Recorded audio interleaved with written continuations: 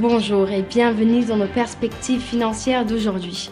Rejoignez-nous aujourd'hui pour notre analyse du monde financier, des derniers événements et des dernières informations sur les marchés. Thomas va nous aider aujourd'hui, depuis la salle des marchés.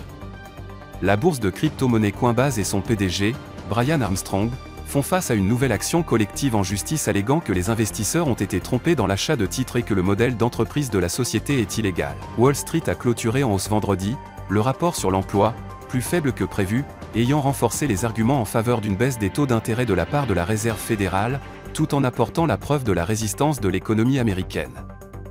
Les trois principaux marchés boursiers américains ont enregistré des gains importants. Les prix du pétrole ont baissé à la fin de la semaine dernière et ont enregistré leur plus forte perte hebdomadaire en 3 mois, les investisseurs ayant pris en compte la faiblesse des données sur l'emploi aux États-Unis et le calendrier possible d'une réduction des taux d'intérêt de la Réserve fédérale.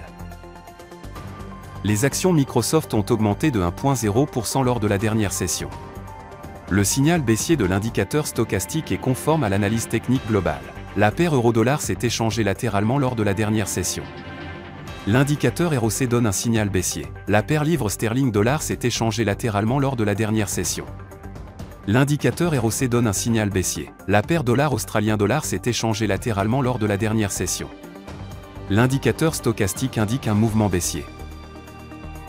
La vente aux enchères des obligations à 3 mois des États-Unis sera publiée à 15h30 GMT, la vente aux enchères des obligations à 6 mois des États-Unis à 15h30 GMT, l'évolution du chômage de l'Espagne à 7h GMT. L'indice des prix à la production de l'Eurozone sera publié à 9h GMT, les ventes au détail à périmètre constant, BRC, de la Grande-Bretagne à 23h01 GMT, le PMI des services de Kexin de la Chine à 1h45 GMT. Nous espérons que vous avez apprécié nos perspectives du marché d'aujourd'hui. De la part de toute l'équipe, nous vous souhaitons une journée de trading productive.